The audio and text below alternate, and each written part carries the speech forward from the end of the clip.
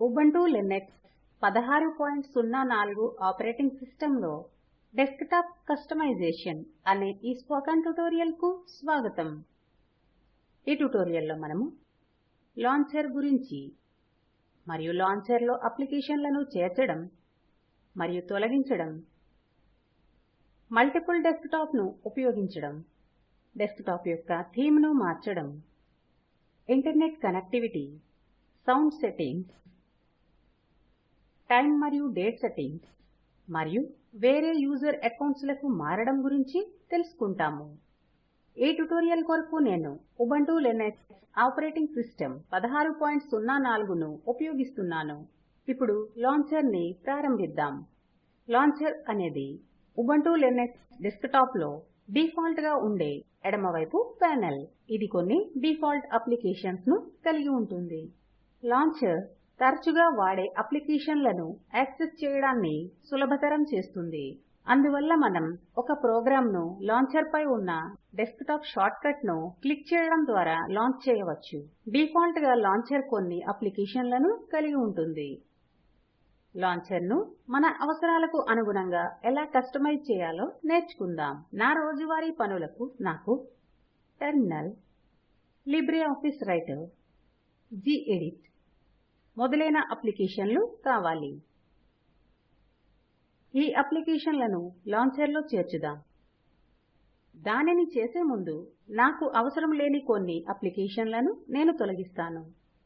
నేను ఒకవేళ Amazon అప్లికేషన్ని launcher నుండి తొలగించాలి అనుకుంటే అమెజాన్ అప్లికేషన్ ఐకాన్కు వెళ్ళి దానిపై రైట్ క్లిక్ చేసి అన్లాక్ ఫ్రమ్ లాంచర్ను ఎంచుకోండి.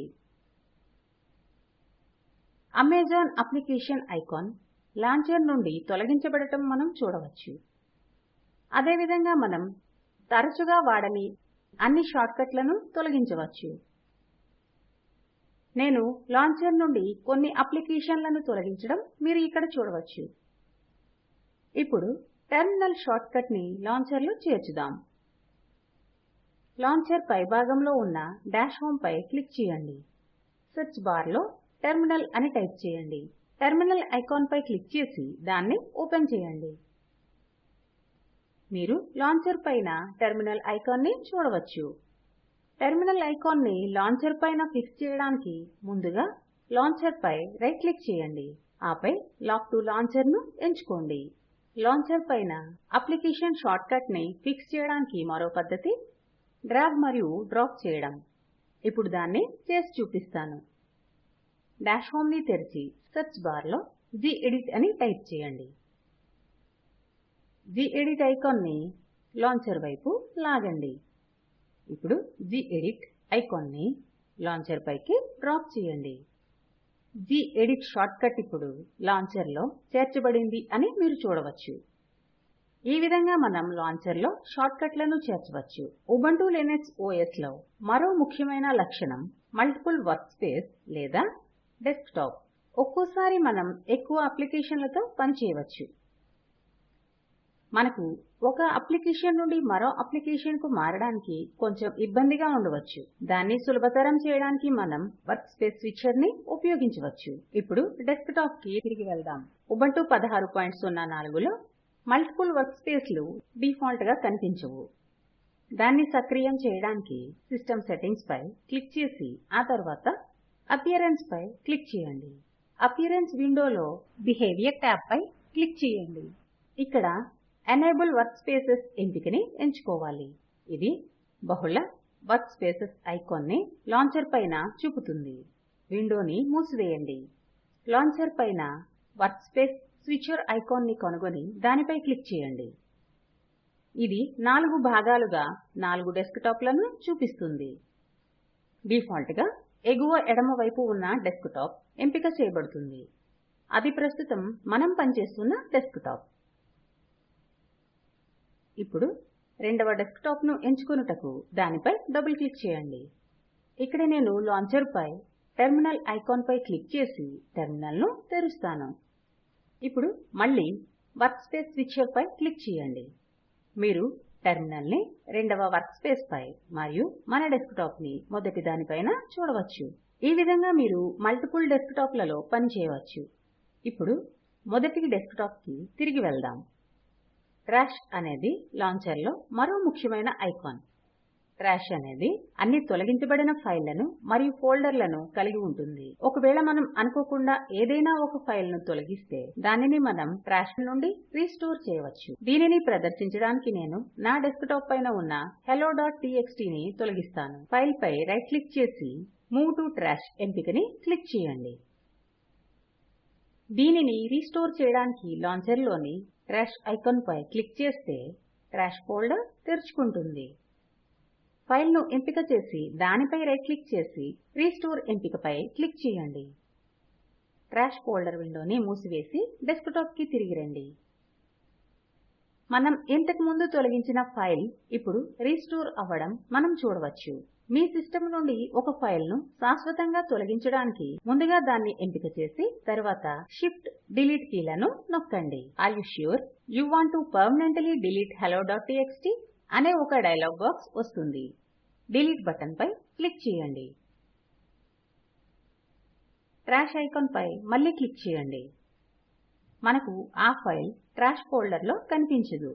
ఎందుకంటే అది శాశ్వతంగా మన సిస్టమ్ నుండి తొలగించబడింది.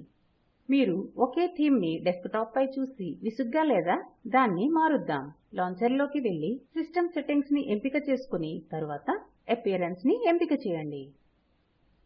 అపియరెన్స్ విండో తెరుచుకుంటుంది. ఇక్కడ థీమ్స్ ట్యాబ్ కింద మనకు ముందే వ్యవస్థాపించబడిన చాలా థీమ్లు ఉన్నాయి. మీకు ఇష్టమైన విధంగా మీరు ఈ థీమ్లలో నుండి ఎంచుకోవచ్చు. మీరు దేనినైనా క్లిక్ చేసిన వెంటనే మార్పులు డెస్క్టాప్ కి అన్వయించబడతాయి అని మీరు చూడవచ్చు. విండోని మూసివేయటకు చిన్న X ఐకాన్ ని క్లిక్ చేయండి. ఇప్పుడు డెస్క్టాప్ లో ఎగువ కుడివైపు చివరన ఉన్న కొన్ని ఐకాన్లను చూద్దాం. మొదటిది ఇంటర్నెట్ కనెక్టివిటీ. మీరు ఏదైనా LAN లేదా వైఫై నెట్వర్క్ కి కనెక్ట్ అయి ఉంటే కనెక్షన్ స్థాపించబడి ఉంటుంది. మీరు వాటిని ఇక్కడ చూడవచ్చు. మీరు యాక్సెస్ ని కలిగి ఉన్న నెట్వర్క్ ని మీరు ఎంపిక చేసుకోవచ్చు. దాన్ని ఎనేబుల్ లేదా డిసేబుల్ చేయడానికి ఎనేబుల్ నెట్వర్కింగ్ అనే ఎంపికను చెక్ లేదా అన్చెక్ చేయవచ్చు. మనం ఎడిట్ కనెక్షన్స్ ఎంపిక ద్వారా నెట్వర్క్ ని సవరించవచ్చు. తరువాతి ఐకాన్ సౌండ్. ఇక్కడ మీకు స్లైడర్ కనిపిస్తుంది.